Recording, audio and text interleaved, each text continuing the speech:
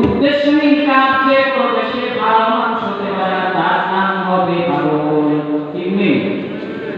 আল্লাহ তাআলা মানুষ বানাইলেন, আল্লাহ তাআলা মানুষ বানাইলেন, মানুষ আল্লাহ তাআলা এমন বানাইলেন, এমনি বানাইলেন। আল্লাহ তাআলার উদ্দেশ্য আছে না? উদ্দেশ্য আল্লাহ তাআলা পবিত্র কোরআনের মধ্যে বলেন মানুষ এবং জিন আল্লাহ তাআলা কেন বানাইলেন।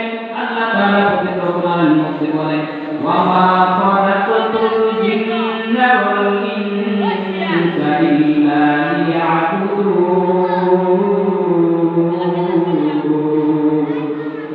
আল্লাহ তাআলা কোরআনের মধ্যে বলেন ও দুনিয়ার মানুষ, ও জিন জাতি, তোমাদের আমি এমনি বানাই নাই, আমি তোমাদের বানাইলাম একমাত্র আমি আল্লাহ তাআলার ইবাদত করবা, গায়রুল্লাহর ইবাদত করবা না। আল্লাহ তাআলা কোরআনের মধ্যে জানায় দিলেন যে মানুষ বানানোর উদ্দেশ্য, জিন বানানোর উদ্দেশ্য একমাত্র আমি আল্লাহর ইবাদত করবা, গায়রুল্লাহর ইবাদত করবা না। আল্লাহ তাআলার ইবাদত করতে অন্য কারো ইবাদত করা যাবে না। আল্লাহ তাআলা বলেন ইবাদত করো, আমায় অনুসরণ করো, রাসূলের অনুগত করো। যে সব কিছু রাসূলকে আমি দান করেছি, রাসূল তোমাদের যেটা করতে বলেন তোমরা সেটা করো, যেটা থেকে নিষেধ করেন তোমরা সেটা ছেড়ে দাও। আল্লাহ তাআলা পবিত্র কোরআনের মধ্যে জানায় দেয় মা আতাকুমুর রাসূলু ফাখুযুহু ওয়া মা নাহাকুম আনহু ফান্তাহু। আল্লাহ তাআলা পবিত্র কোরআনের মধ্যে বলেন ও মানুষেরা, আমি আমার পয়গম্বরকে যা দান করলাম, আমি আমার পয়গম্বরকে কোরআন দান করেছি, আমার পয়গম্বর যা বলে, আমার পয়গম্বর নামাজের কথা বলে তোমরা নামাজ আদায় করো, আমার পয়গম্বর যাকাতের কথা বলে তোমরা যাকাত আদায় করো। এই দুনিয়ার জীবনটা কিছুই না রে বাবা, যখন তুমি মারা যাইবা তোমার সঙ্গে কিছুই যাবে না। আল্লাহর রাসূল যেগুলো বলেছেন সেগুলো যদি মেনে কবরে যাইতে পারো, তোমার জন্য কবরটা হয়ে যাবে জান্নাতের বাগান। আর যদি তুমি গুনাহ করে কবরে যাও, ওই কবরটা তোমার জন্য হবে জাহান্নামের গর্ত। আল্লাহর নবী বলেন আল কবরু রাউযাতুন মিন রিয়াদিল জান্নাহ আও হুফরাতুন মিন হুফারিন নার। আল্লাহর নবী বলেন কবর কারোর জন্য হবে জান্নাতের বাগান, আর কারোর জন্য হবে জাহান্নামের গর্ত। একবার চিন্তা করিয়ে দেখো রে বাবা, যদি মারা যাও, মারা তো যাইতেই হবে, মৃত্যুবরণ করতে হবে। আল্লাহ তাআলা বলেন কুল্লু নাফসিন যায়িকাতুল মাউত, মৃত্যু সবাইকে মৃত্যুবরণ করতেই হবে। সেই জন্য বাবা মৃত্যুর প্রস্তুতি নিতে হবে।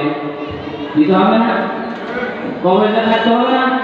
কবর জগৎ এমন একটা জগৎ, তোমার যদি আমল ভালো না হয় রে বাবা, আমল যদি খারাপ হয়, ওই কবরটা তোমার জন্য জাহান্নামের গর্ত হয়ে যাবে। আল্লাহ তাআলার ইবাদত করতে হবে, আল্লাহ তাআলা যা বলছেন সেগুলো মেনে চলতে হবে, আল্লাহ তাআলা যেগুলো করতে নিষেধ করছেন সেগুলো করা যাবে না। আল্লাহ তাআলার সাথে কাউকে শরীক করা যাবে না। হিন্দুরা কি আল্লাহর মানে না শরীক করে? বৌদ্ধরা আল্লাহর মানে না। তুমি মুসলমান হইয়া তবু আল্লাহর সাথে শিরক করো। আল্লাহ নবী হাদিসের মধ্যে বলেন ইন্না ইয়াসিরার রিয়া শিরকুন। আল্লাহ নবী বলেন ও মানুষ, তোমাদের অন্তরের মধ্যে যদি অল্প অহংকার থাকে, এই অল্প অহংকার করার কারণে তুমি আল্লাহর সাথে শরীক করলা। অহংকার শিরকের অন্তর্ভুক্ত। অহংকার একমাত্র আল্লাহ তাআলার স্বভাব হয়। অহংকার মানুষের জন্য নয়। আল্লাহ তাআলা তোমাকে এত সুন্দর করে বানায়া দুনিয়ার ভিতরে পাঠাইলেন, আল্লাহ তাআলার ইবাদত করতে হবে, গায়রুল্লাহর ইবাদত করা যাবে না। আল্লাহ তাআলা যা বলছেন সেগুলো মেনে নিতে হবে, আল্লাহ তাআলা যা নিষেধ করছেন সেগুলো ছেড়ে দিতে হবে। আল্লাহ তাআলার ইবাদত তুমি যদি কবরে যাও, ওই কবরটা তোমার জন্য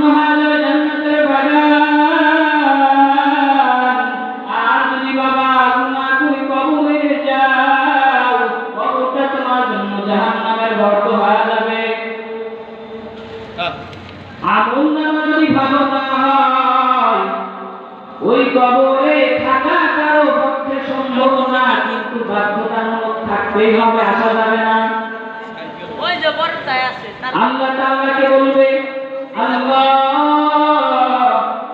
আবার একবার দুনিয়ায় পাঠায় দেন, আমার মতো ভালো আমল করে আর কেউ আসতে পারবে না, একবার দুনিয়ায় পাঠায় দেন। আল্লাহ তাআলা জবাব দিয়ে বলবে, সময় তোমায় দিয়েছিলাম, আমল করো নাই, এখন আবার সময় চাইতেছো, তোমার আর সময় দেওয়া হবে না। দুনিয়াতে জানাই দিয়েছিলাম যে তোমরা আমার কাছে আবার সময় চাইবে, আযাবের মধ্যে পতিত হওয়ার দুনিয়ায় তোমাদের কোরআনের মাধ্যমে, নবীর মাধ্যমে আমি জানাই দিলাম,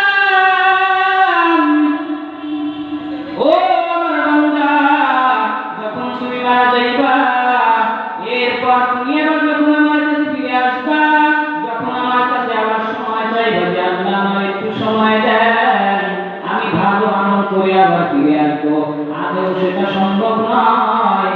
আল্লাহ তাআলা বলেন, তোমার সময় সবার ভাইরাস, তোমার সময় শেষ, আর তোমার সময় দাও, তোমার সময় তুমি শেষ করে ফেলেছো। দুনিয়ায় তোমার দিয়েছিল, দুনিয়ায় তোমার পাঠিয়ে দিয়েছিলাম, তুমি ওয়াদা করে গিয়েছিলে